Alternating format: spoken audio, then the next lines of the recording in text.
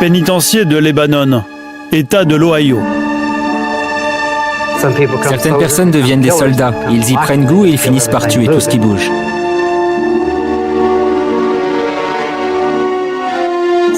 Vous, je pourrais vous tuer aujourd'hui. Vous êtes juste un visage que j'ai rencontré il y a 2 heures. Tout ce que j'ai fait de bien dans ma vie a été détruit. Donald Harvey est un infirmier de la mort.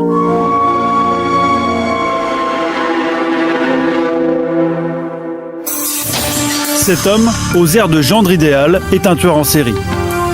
Sur cette vidéo, l'infirmier a 30 ans. Il décrète ici son 10e meurtre devant des enquêteurs. C'est la première fois à l'époque qu'un tueur en série passe aux aveux devant une caméra. What were the immediate symptoms that you saw, Donald? He died within, I'd say, approximately 5 minutes. He had respiratory shutdown. You're a smart individual, Donald. Right. Okay. You'll agree to that, right? I think I'm... Okay. But at the same time, you have to admit you're killing patients, right? Right.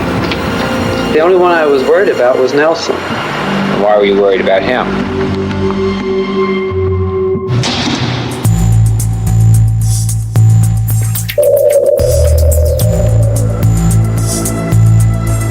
Stéphane Bourgoin nous emmène sur les traces de cet ange de la mort.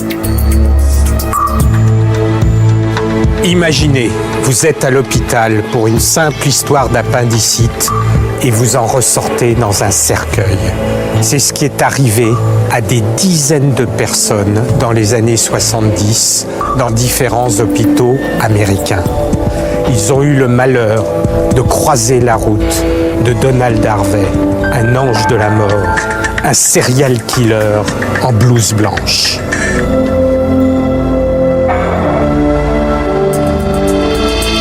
Cet infirmier tueur, je l'ai rencontré dans une prison de l'Ohio. Avec 34 condamnations à son actif, Harvey est un des tueurs en série les plus prolifiques au monde.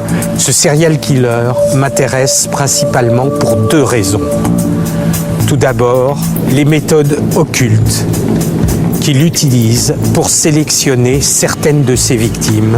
Deuxièmement, il a presque toujours expérimenté différentes formes de poison pour assassiner ses patients.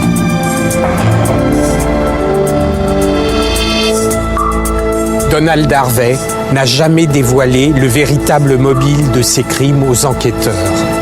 Quand je rencontre ce serial killer, je veux savoir 2 choses.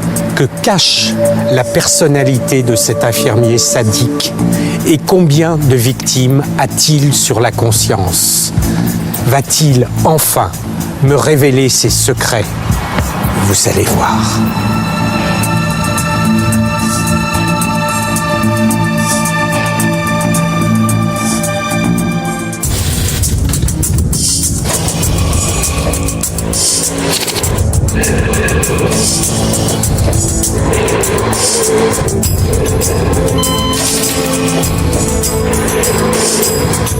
Stéphane Bourgoin est le spécialiste mondial des tueurs en série. En 30 ans de carrière, il a mené plus de 60 entretiens avec les criminels les plus dangereux. Du Japon à l'Afrique du Sud, de New York à Berlin, il affronte ces monstres dans les prisons du monde entier. Une expérience unique.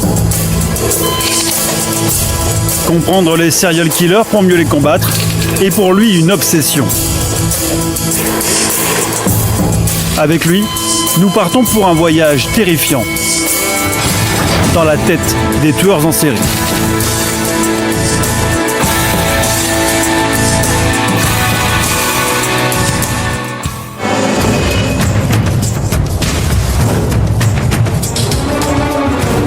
Départ aux États-Unis pour un nouveau cas d'étude, Donald Harvey. Comment cet infirmier de la mort a-t-il pu abuser de la confiance de ses patients et les tuer au lieu de leur sauver la vie? Rencontrer un tueur en série et des dizaines de tueurs en série, puisque à ce jour j'en ai rencontré 67 différents en 30 ans, ce n'est jamais une routine. Pour comprendre un tueur en série, pour créer un lien avec lui, il faut véritablement rentrer dans sa tête, il faut partager ses fantasmes, et ces fantasmes sont forcément morbides, donc ça peut être quelque chose quand même assez dangereux d'un point de vue psychologique. Ces réponses, Stéphane Bourgoin va les chercher au pénitencier de Lebanon, dans le comté de Warren. Une prison de haute sécurité. Et comme toujours, à quelques minutes de l'entretien, il reste un doute. Donald Harvey va-t-il accepter de parler ?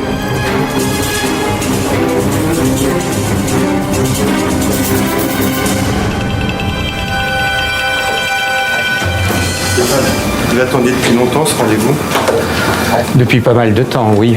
Parce que Donald Harvey est un peu une figure, si je puis m'exprimer ainsi, légendaire des tueurs en série américains, et en même temps un des plus mystérieux, puisqu'on ignore tout encore de ses véritables mobiles. Et il a donné extrêmement peu d'interviews. Pour éclaircir le mystère, l'entretien est prévu dans cette pièce. Autour de la table, l'avocat de Donald Harvey et son assistante.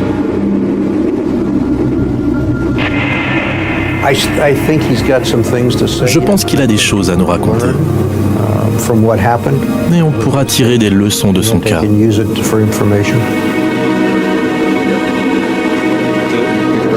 Il y aura aussi ce policier pour assurer la sécurité. Donald Harvey n'est pas un prisonnier comme les autres. Son cas est très particulier. Voilà pourquoi il est incarcéré avec d'anciens officiers de police, des membres de gangs, le genre de prisonniers qui ne peuvent pas être mélangés aux autres. Bien sûr qu'il pourrait être dangereux, mais pour être honnête, je dois dire que Donald Harvey a été un prisonnier modèle depuis qu'il est ici. Préparez-le et le sergent Malone va venir le chercher dans une minute. Stéphane Bourgoin est sous pression. C'est le rendez-vous de sa carrière. Lorsqu'il aperçoit Donald Harvey à travers la fenêtre, la tension monte d'un cran. Et là, c'est vrai que mon cœur s'est mis à battre beaucoup plus fort. J'avais quelque peu la gorge nouée. Et il y a toujours ce moment qui précède l'entretien qui est extrêmement stressant. Et en même temps, il ne faut pas que je montre ce stress à mon interlocuteur. Il ne faut pas que je me montre en état d'infériorité. Voici donc l'un des recordman du crime aux USA. Donald Harvey, 54 ans et 70 meurtres avoués. Hello, Mr. Harvey, I'm Stéphane Bourgoin. Je me souviens très bien du contact avec cette main très sèche, très osseuse. Ça ne me fait absolument pas plaisir de serrer la main ou de sourire à quelqu'un comme Donald Harvey, mais ça fait partie de la stratégie de l'entretien. Moi, je suis là pour le faire parler. Et ces personnalités psychopathiques, manipulateurs, menteurs, si on ne crée pas un climat de confiance avec eux, ils ne vont pas vous parler. Donc moi aussi, je vais essayer de manipuler l'individu qui est face à moi. Je peux vous appeler Donald? Vous m'appelez comme vous voulez. Appelez-moi Stéphane, alors. Il est totalement maquillé. Il s'est mis du fond de teint. Je note qu'il s'est coupé les cheveux, coupé la moustache et il a visiblement repassé sa chemise. Il est, entre guillemets, parfait. Cette méticulosité, cette organisation et cette méthode, on la retrouve au travers des crimes de Harvey. Stéphane Bourgoin a seulement 3 heures pour comprendre. Il demande directement à Donald Harvey ce qu'il a ressenti au moment des meurtres. C'est un peu comme si j'étais libre et enfermé à la fois. Je ne peux le décrire que comme ça. Quand je rentrais dans cet état, rien ne pouvait m'arrêter, j'étais en transe. Je le sentais, tous mes sens étaient éveillés. C'est le genre de choses difficiles à expliquer. Ça n'a rien à voir avec un état psychologique normal. Dans ces moments-là, j'étais quelqu'un d'autre. J'étais une autre personne. Je pourrais faire la comparaison avec un pilote de course. Quand vous y êtes, vous y allez à fond et tout le reste est oublié. Je faisais simplement ce que j'avais à faire.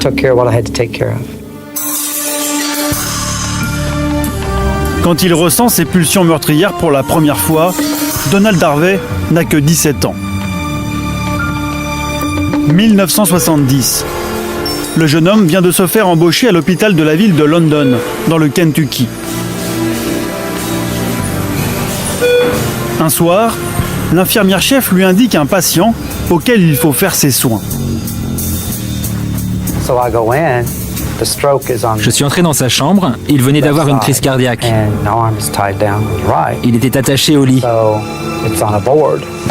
Quand j'ai soulevé sa couverture, il a réussi à se libérer, il m'a frappé au visage. Et après, ce dont je me souviens, c'est que je l'ai étouffé. Et puis une infirmière est rentrée, elle a vu qu'il était mort, et elle a dit qu'il a dû avoir une deuxième crise cardiaque. Elle a ensuite appelé les pompes funèbres qui sont venues le chercher.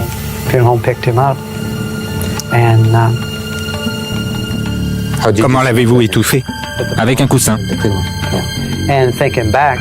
Et en plus, je me souviens, il était alcoolique. Son visage, son nez était tout rouge, ce qui fait que les traces de l'étouffement n'étaient pas visibles sur lui. Donald Harvey, comme de nombreux tueurs en série, est un psychopathe, donc il n'a pas de sentiments.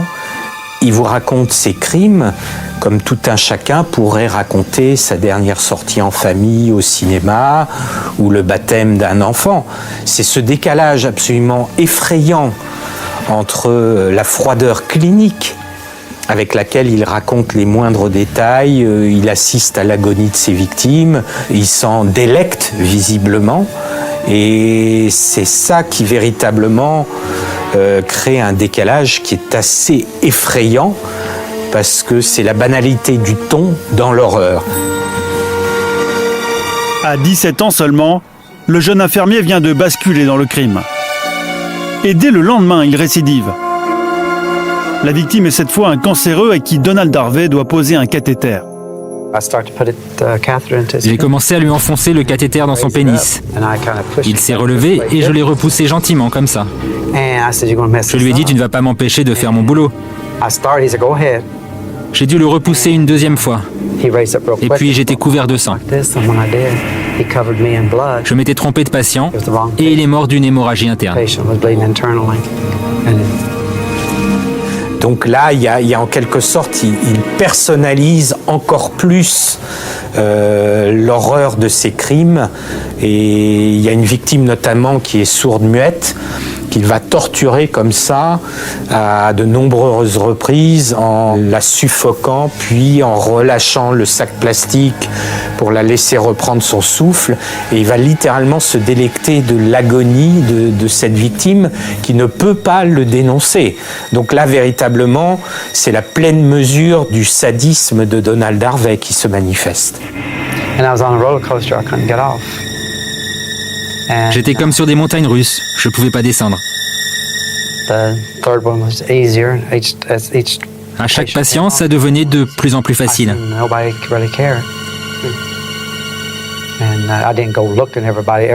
Mais je ne faisais pas de repérage de victimes. Je n'examinais pas leur cas pour me dire « Tiens, lui, ça serait un bon candidat ». Les 15 premières victimes, c'était des gens chez qui j'avais été envoyé par les infirmières en chef. Comment ce jeune homme a-t-il pu devenir un tueur sans scrupules ?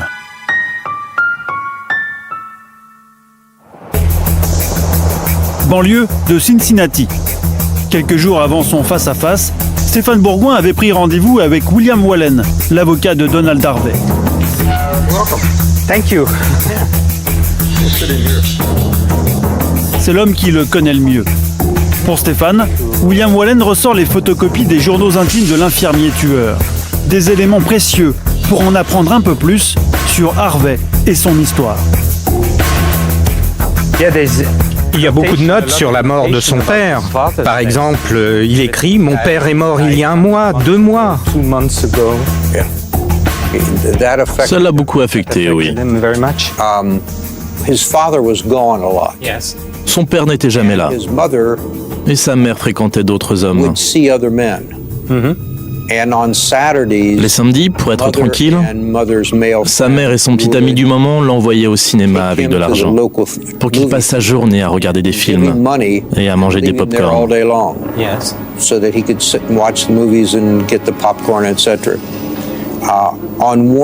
Lors d'une évaluation psychiatrique, il a traité sa mère de pute. Chose qu'il a beaucoup regretté par la suite. Mais le comportement de sa mère et la perte de son père l'ont beaucoup perturbé.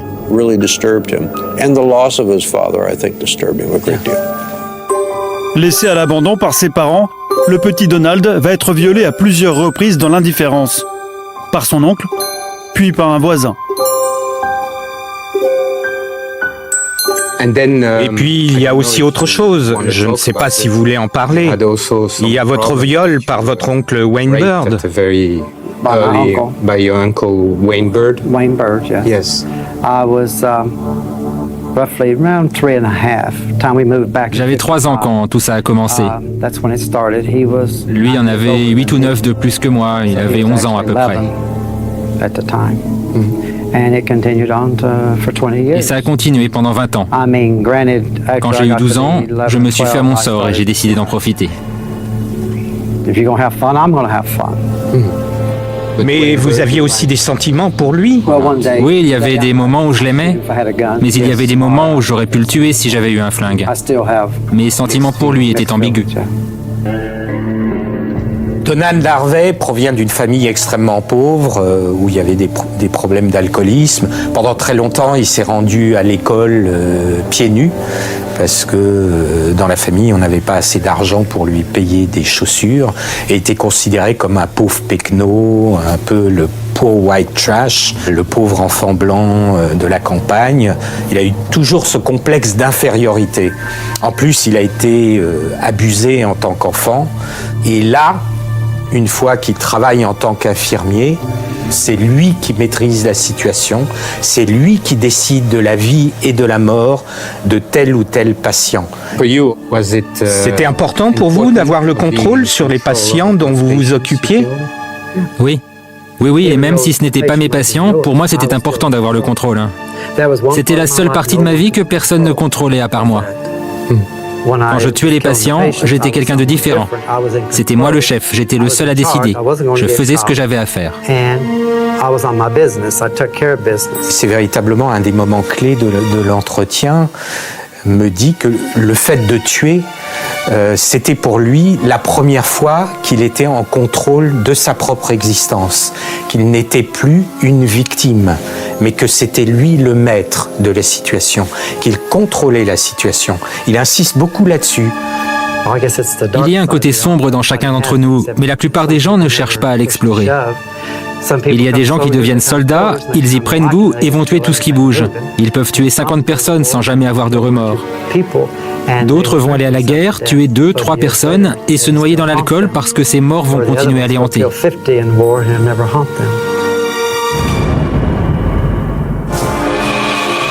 À partir de 1975, Donald est lancé. Il change alors d'hôpital où il va assassiner une trentaine de patients. La plupart d'entre eux, il les tue par étouffement. Ensuite, il découvre le poison.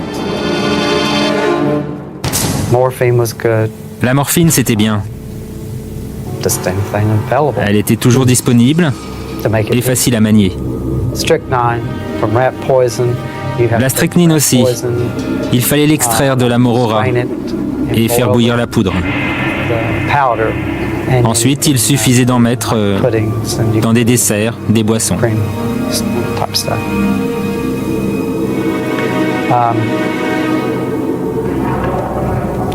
Voilà quelques-unes de mes méthodes. Quelle était votre méthode favorite? Le cyanure. C'est ce que je préférais parce que c'était simple et rapide. On peut l'injecter, l'utiliser sous forme de spray. C'est aussi efficace et on peut l'utiliser sous forme de pilule.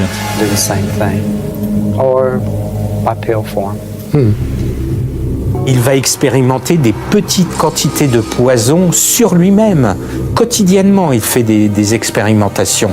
Ça, c'est assez hallucinant. Et il note tout ça dans des agendas. C'est très minutieux parce qu'il indique la somme qu'il a dépensée tel jour en faisant des courses à tel supermarché. Et tout d'un coup, 18h30, on a C.D. et ça représente le nom d'une victime au milieu des courses qu'il a fait au supermarché. Très vite, Harvey devient un expert en poison. Il apprend auprès de médecins qu'il côtoie quotidiennement. Sans le savoir, ce sont eux qui donnent les recettes du crime aux jeunes apprentis tueurs.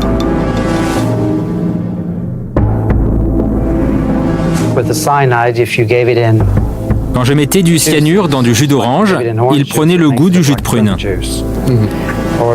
Et si j'en mettais dans du vinaigre, le mélange devenait tout vert.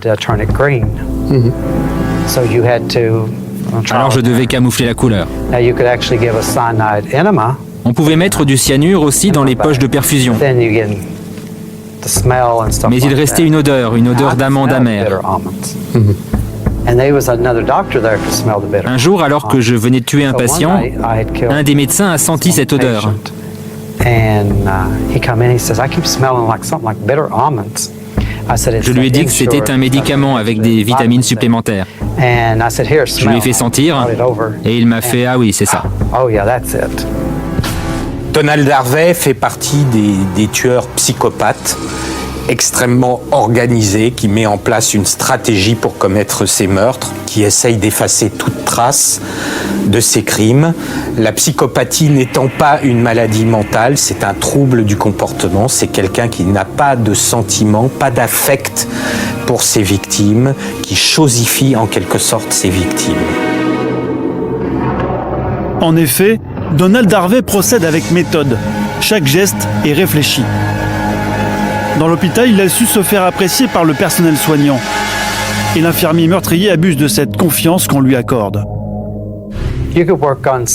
C'était plus simple au deuxième ou au troisième service parce qu'il n'y avait que 2 infirmières pour 30 ou 40 personnes.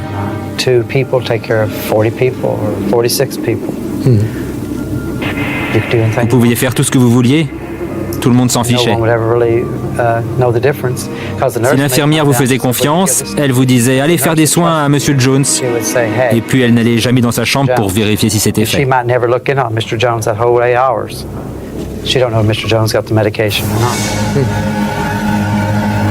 Pour ne pas se faire prendre, Donald Harvey développe toute une série de subterfuges. Je me servais des poubelles ou des caddies pour bloquer l'accès aux portes. Je me servais aussi des plateaux qui sont sur les lits. Je mettais un verre d'eau dessus et les infirmiers ne pouvaient pas s'en approcher pour ne pas renverser le verre. S'ils le renversaient, ils étaient obligés de changer les draps, donc ils préféraient ne pas prendre le risque. Je n'ai jamais rien fait si je n'avais pas la possibilité de m'en tirer en 10 secondes. Mes capsules de cyanure, je pouvais les jeter à la poubelle. Quand une infirmière entrait dans la chambre, je disais que je n'avais pas besoin d'aide, et ça s'arrêtait là. Et les gens de la sécurité, ils n'y comprenaient rien au travail des infirmiers. Ils ne savaient rien des soins qu'on faisait. Visiblement, Donald Harvey prend un grand plaisir à raconter ses crimes. Et je pense que pour lui, cet entretien représente un moment extrêmement fort, puisqu'il va partager cette toute-puissance, ce contrôle qu'il a exercé sur les victimes, et en quelque sorte, il va me montrer qu'il était l'égal de Dieu, qui décidait de la vie ou de la mort de telle ou telle personne. Il est comme le Pan qui va véritablement être dans toute sa splendeur. Pour lui, ça représente un moment très fort de revivre ses crimes.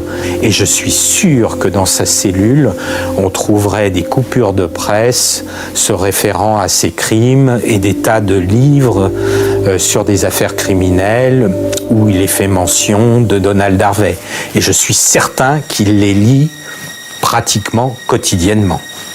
Je dirais que le cas justement de Donald Harvey est assez exceptionnel de ce point de vue-là, de cette fierté qu'il a envie de partager, de montrer sa toute-puissance.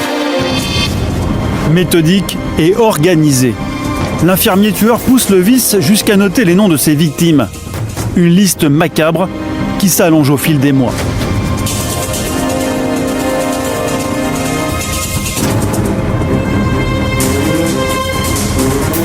Donald Harvey, c'est un meurtrier au nerf d'acier. Dans son odyssée criminelle, il a tout sous contrôle. Sauf un soir, où il se lâche auprès de ses amis après avoir bu quelques verres de whisky. L'ami à qui il confesse ses crimes prévient aussitôt la police. Comme j'étais sous, j'ai dit à la police que j'avais tué 15 patients. Ils ont enregistré ma déposition. Ils m'ont interrogé pendant des heures et ont déclaré que j'avais une imagination débordante. Ils m'ont envoyé chez le psychiatre et je m'en suis tiré avec une amende de $50. Et puis ils m'ont interdit de séjour dans leur comté. C'est tout.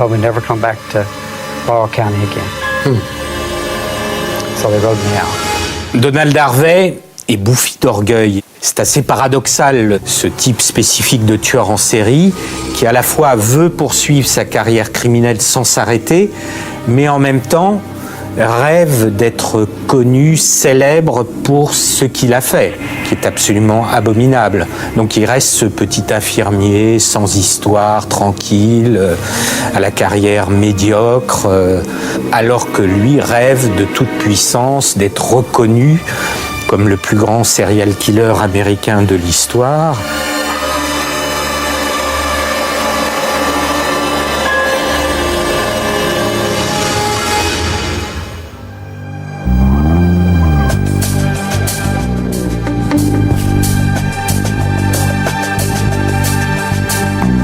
Retour chez William Wallen, l'avocat de Donald Harvey.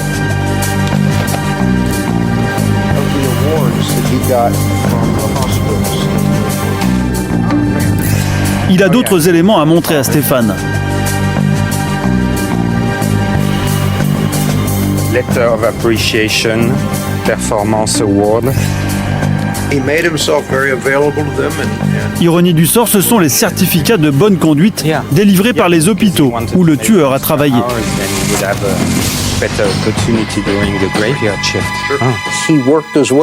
Il a réussi à gagner la confiance de ses collègues. Il passait pour l'employé idéal. C'était quelqu'un de charmant. Mais il avait cette face sombre en lui qui le poussait à tuer. Il faut bien se rendre compte qu'il y a des gens parmi nous capables de ce genre de choses. Ils n'ont jamais la tête de l'emploi. Ils ne portent pas un grand manteau noir avec un chapeau. Ces gens-là sont tout à fait ordinaires. Ce sont des gens que vous trouvez sympathiques et avec lesquels vous avez envie d'être amis.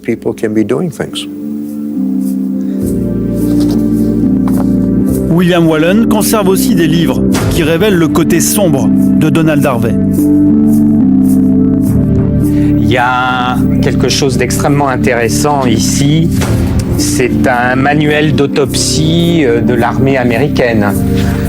Alors dans ce manuel d'autopsie, on voit là par exemple une coupe de l'aorte et du cœur, et ici est indiqué tous les problèmes que peut avoir le cœur vis-à-vis d'empoisonnement notamment.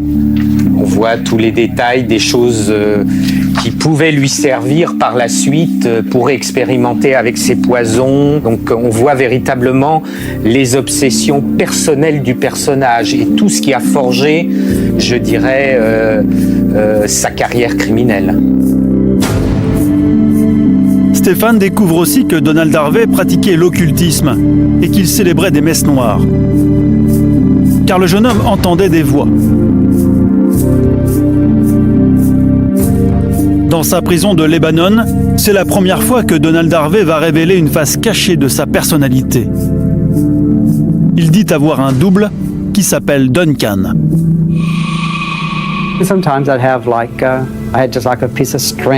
J'avais des bouts de tissu qui venaient des patients. Je les brûlais et je regardais ce qu'il se passait. Par exemple, pour prendre une décision sur le cas d'un patient précis, Je faisais des sortes de prières, puis je posais la question. Cet homme, dois-je le tuer aujourd'hui? J'ai fait ça avec certains de mes patients. Vous portiez une tenue spéciale? J'avais des grandes robes, une noire et une blanche. C'est le FBI qui les a aujourd'hui.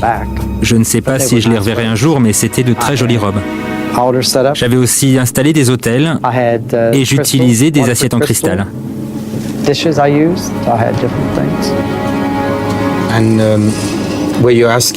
Et c'était Duncan qui vous aidait à choisir les victimes? Oui, je lui demandais de me faire un signe à travers la flamme de la bougie. J'avais de très grandes bougies. Parfois, j'utilisais des crânes pour les poser dessus, mais j'étais toujours très respectueux de ces crânes. Je faisais attention à ce qu'il n'y ait pas de taches de cire. Et comment vous interprétiez les bougies? Au premier vacillement de la flamme, c'était non. Au deuxième, c'était oui. Et pendant ces prières, vous parliez à qui? À mon guide spirituel, Duncan. Je lui demandais s'il était temps de tuer John ou un autre. Qui est Duncan? Duncan, c'est mon guide spirituel. Qui est-il? C'était un joueur de piano pendant la Deuxième Guerre mondiale. Il est mort sous les bombes.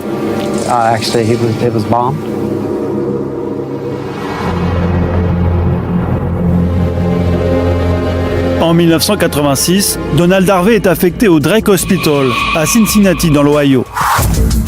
En un an, sous le masque du parfait infirmier, il va faire des dizaines de victimes. Jusqu'à ce jour du 24 avril 1987, un jeune homme, victime d'une chute en moto, vient d'être amené à l'hôpital. Quelques heures plus tard, il décède subitement d'une crise cardiaque. Intrigués, les médecins ordonnent une autopsie. Une odeur d'amande amère si caractéristique du cyanure se dégage du cadavre. Le légiste donne l'alerte. À l'époque, c'est William Fletcher qui hérite de l'affaire. Il est alors enquêteur au FBI de Cincinnati. On a commencé par interroger la femme de ce patient. Puis on a interrogé sa famille, on a passé en revue toutes les fiches des visites, toutes les personnes qui avaient accès à la perfusion de la victime. Avant d'interroger Donald Harvey, nous avions déjà parlé à 32 personnes. À ce moment-là, William Fletcher ne se doute de rien. Donald Harvey apparaît comme un témoin éventuel, rien de plus. Il était très calme, très poli, il n'avait pas l'air inquiet du tout. Vous savez, pendant les interrogatoires, les gens sont souvent nerveux, certains transpirent beaucoup. Lui, il n'était pas du tout nerveux. C'était un interrogatoire de routine. Il est arrivé devant nous avec son air juvénile. Il répondait tranquillement aux questions du genre « Votre nom, prénom ?» Puis tout à coup, il a dit à mon collègue « Ok, j'avoue, c'est moi qui l'ai tué. »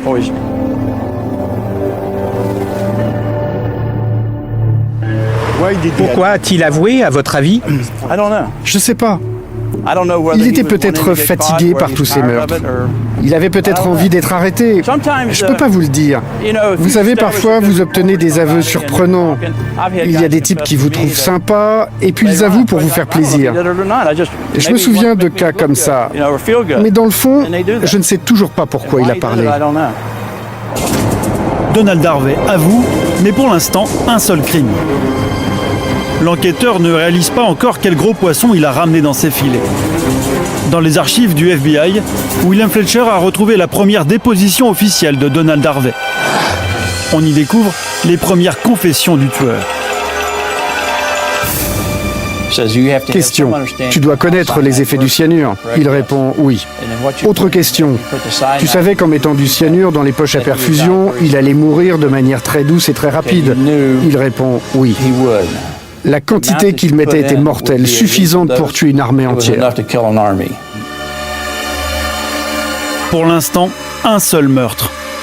Pas question d'inculper Harvey de quoi que ce soit d'autre. Pour le défendre, c'est l'avocat William Wallen qui est alors commis d'office. Il ne sait pas encore que son client est l'un des plus grands criminels que l'Amérique ait connu. Je plaidais au palais de justice quand on m'a dit « Tu es désigné pour défendre un homme accusé de meurtre ». Il s'agissait d'un tueur d'hôpital. Vous pouviez imaginer que vous alliez devoir défendre un tueur en série? Jamais. Même dans mes pires cauchemars, je ne pouvais l'imaginer. Pour William Wallen, le cauchemar commence lorsqu'il se retrouve seul face à Donald Harvey. L'infirmier lui avoue l'impensable. Il a des dizaines de meurtres sur la conscience. J'ai parlé avec lui pendant 45 minutes, mais c'est comme un trou noir, et je ne peux pas vous dire de quoi exactement. C'est incroyable à dire, mais la seule chose qui me reste, c'est que je me suis demandé s'il me disait la vérité. Personne n'avait jamais entendu des choses pareilles. Je n'ai pensé qu'une chose, qu'est-ce que je vais faire de tout ça ?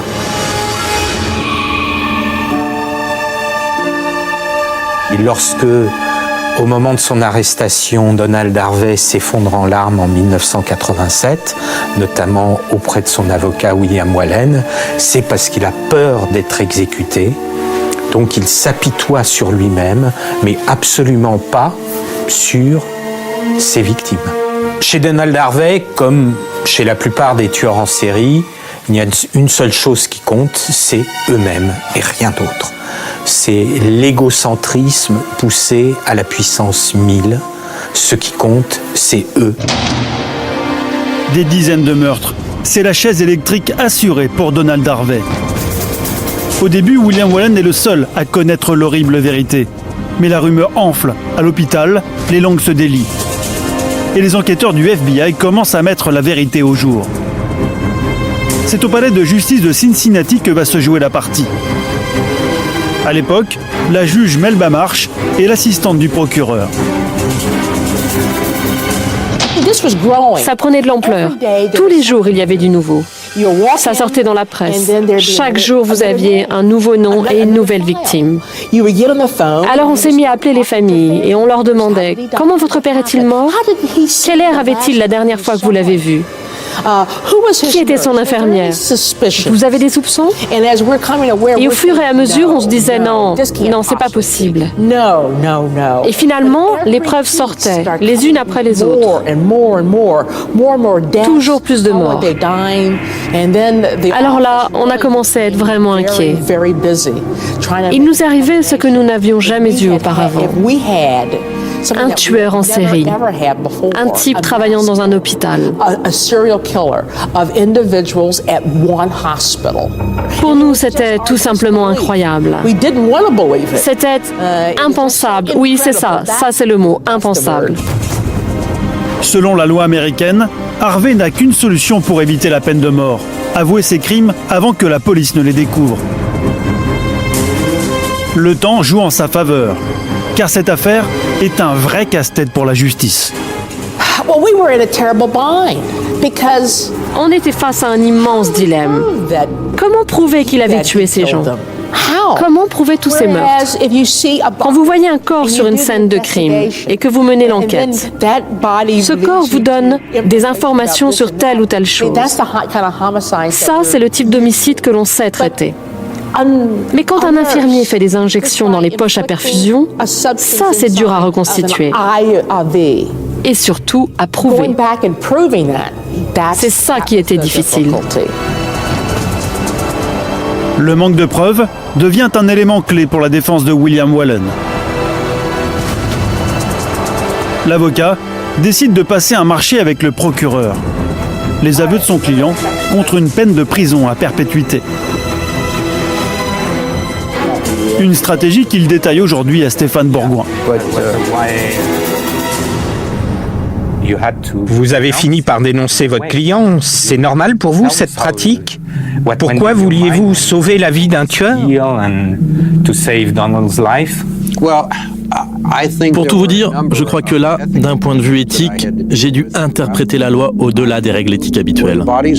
Moi, je savais où étaient les corps, comment ils avaient été tués, et la police ne le savait pas. Je suis allé voir le procureur que je connaissais depuis 15 ans. Je lui ai dit que je ferais avouer mon client, mais à une condition, qu'il n'y ait pas la peine de mort. Tard dans la soirée, le bureau du procureur m'a appelé pour me dire qu'il était d'accord pour qu'on passe un marché. Pas de peine de mort pour Donald Harvey, mais en échange, il dit tout. Pour s'assurer que Donald Harvey dit vraiment la vérité, les enquêteurs décident de le soumettre à un interrogatoire filmé. Do you, Donald Harvey, swear to tell the truth, the whole truth, nothing but the truth, so help you God? Yes, sir. Yes. Pendant 9 heures, le tueur passe en revue le détail de tous ses crimes. Un document exceptionnel qui servira de preuve lors du procès. What were the immediate symptoms that you saw, Donald? He died within, I'd say, approximately 5 minutes. He had respiratory shutdown. Describe that. He was on a mist of some kind from respiratory. There's several different things, so I just say he was on some kind of respiratory, the cannula or whatever. And very fast breathing, shallow, and then he was gone. William Fletcher, l'ancien enquêteur du FBI, participe à l'interrogatoire. Ce qui le frappe alors, c'est l'attitude désinvolte d'Harvey. Je me souviens qu'on blaguait aussi à certains moments. Quand il a demandé du café, on en a tous pris. Et puis au moment de le boire, il m'a regardé et il m'a dit en rigolant « Ne t'inquiète pas, j'ai rien mis dedans ». Il avait tué au moins 23 personnes et il plaisantait là-dessus. C'était très étrange. Je ne sais pas si je serais capable de plaisanter dans cette situation. Il n'avait aucun remords. Il n'a jamais montré aucune trace de remords. Never shown any remorse. No. Donald, can you recall the symptoms that you immediately observed in this patient when you administered this poison to him? A shallow breathing, and they get real ashy looking and just gone. I was surprised that the rat poison had worked so fast, and that he turned blue within 5 or 10 minutes. He was already gone. Je suis frappé par sa façon de raconter les crimes qui est tout à fait similaire à ce que je vais moi-même expérimenter 22 ans après. J'étais comme sur des montagnes russes, j'étais en transe. La même froideur, le même calme, la même perfection de Donald Harvey dans ses gestes, la même intonation de voix, pas d'émotion, et cette froideur, cette absence de remords existait déjà en 87 et je la revis quelques 20 ans plus tard. Nom des patients, couleur de peau, âge, date du crime. Donald Harvey se souvient de chaque victime dans les moindres détails. Do you remember the location of James Wood, what unit he was in? B100, room 103, bed 3. Watson was in room 7, bed 4, I think. Room 1, 101, bed 4, I believe it was. He was in room 3. He's in room 7, 10, bed 2.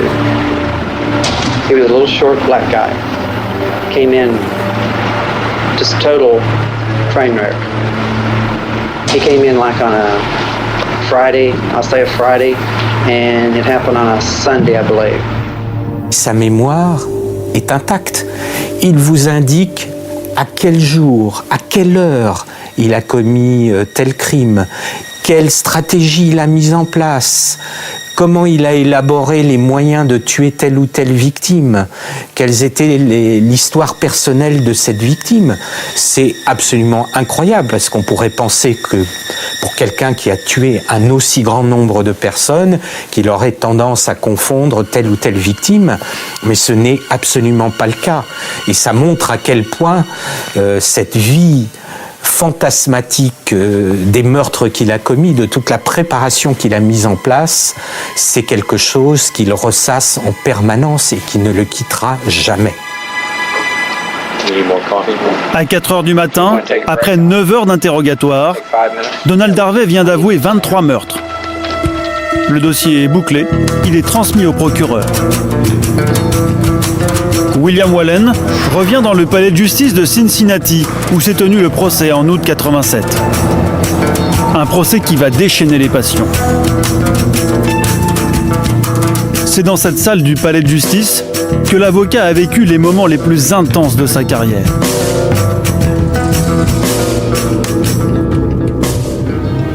Le tribunal était bondé. Il y avait ici des télés du monde entier. Des Brésiliens, des Japonais, des Français aussi. Toutes les télés, toutes les radios, tous les magazines, les journaux avaient envoyé leurs reporters.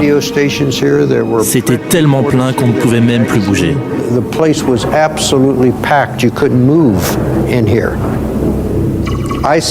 J'étais assis là, Donald à côté de moi, le procureur était là-bas. À chaque nom cité, il nous demandait si on plaidait coupable et on se levait. On répondait « Oui, votre honneur, on plaide coupable ». Et ça a duré un bon moment. Finalement, il a été reconnu coupable de 28 meurtres et 10 tentatives de meurtre et a été condamné à 60 ans de prison.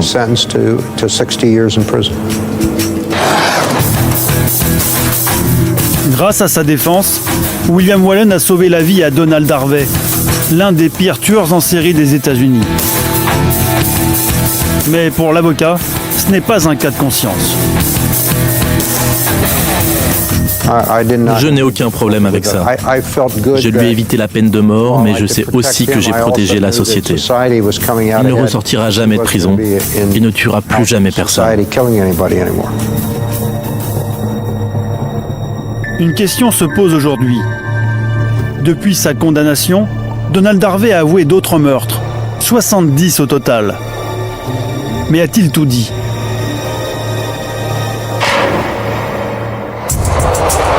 Stéphane Bourgoin est persuadé que non.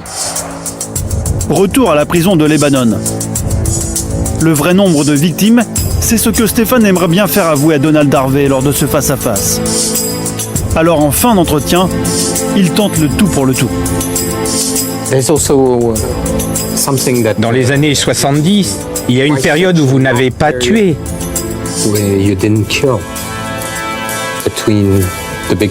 Comment est-ce possible? Ça, c'est une période dont je ne peux pas parler. Je ne peux pas en parler. J'ai bien tué, mais je n'ai pas le droit d'en parler. Il n'y a eu que 2 ans et demi où je n'ai rien fait.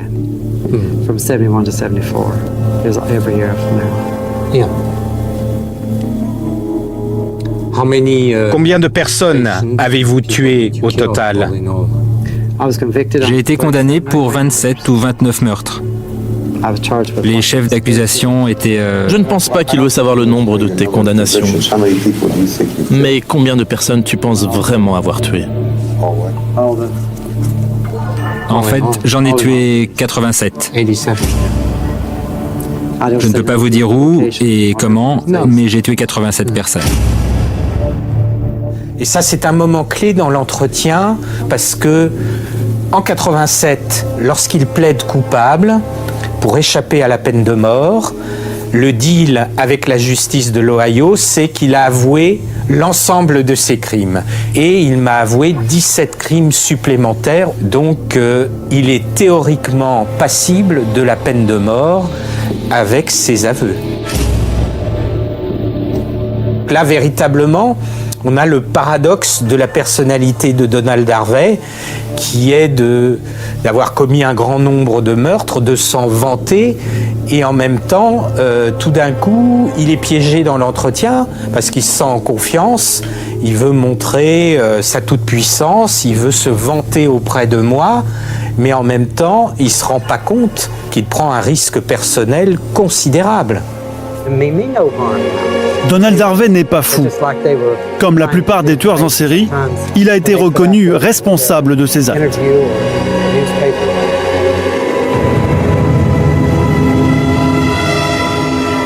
Pourtant, aujourd'hui encore, il ne se sent pas coupable à 100%. Pour les 2 premiers, je me suis senti coupable. Pour ceux que je connaissais personnellement, je me suis senti coupable. Mais pour vous, je n'aurai aucun sentiment de culpabilité.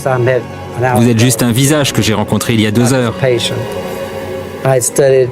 Pour mon avocat, ce serait différent. Je le connais depuis 19 ans. Là, c'est quelque chose qui, moi, me touche personnellement. Et je me souviens qu'à ce moment-là, j'ai eu le frisson, un petit peu la chair de poule, et je me suis dit, mon Dieu, faites en sorte que ce gaillard ne ressorte jamais. Pas par peur personnelle, mais parce que je me dis que cet individu est toujours resté aussi dangereux et que même s'il est relâché à 70 ou 80 ans, il va à nouveau tuer sans l'ombre d'un doute. Malgré tout, je suis toujours un être humain. J'ai des sentiments, je sais faire la différence entre le bien et le mal. Le mal, c'est quand je tuais mes malades. Le bien, c'est quand je ne les tuais pas.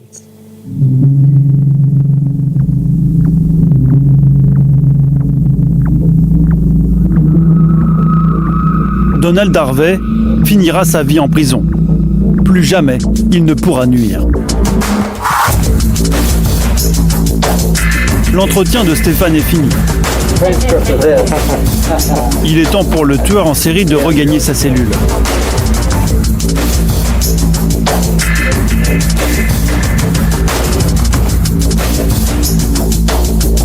Et il part tout sourire, dans sa chemise bleue impeccable, toujours maquillé, sans l'ombre d'une goutte de sueur, alors que tout le monde était affecté à la fois par cet entretien, par la portée des paroles de Harvey, mais aussi par la chaleur suffocante qui régnait dans la pièce de la prison de Lebanon. Il aime donner l'impression que c'est lui qui contrôle la situation. Vous pensez qu'il tuerait encore si on le relâchait? Oui, je pense. Après tout ce qu'il a raconté, regardez la froideur dont il fait preuve. Regardez de quoi il est capable si vous le rendez fou.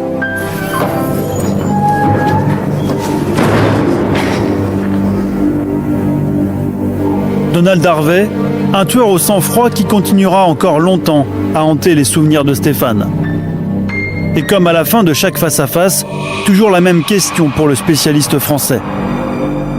Le tueur en série lui a-t-il livré tous ses secrets ?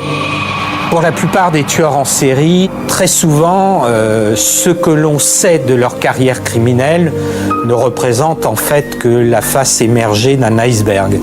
Donc il y a quelquefois aussi un certain nombre de crimes qu'ils ne vont pas avouer ou qu'ils vont peut-être avouer par la suite. C'est arrivé pour Donald Harvey lors de cet entretien parce qu'il savoure le fait de montrer que même s'il est emprisonné à vie, qu'il va finir sa vie derrière les barreaux, c'est lui qui reste le maître de la situation, c'est lui qui est en contrôle et c'est lui qui décidera peut-être du moment où il va avouer tel ou tel crime supplémentaire ou non.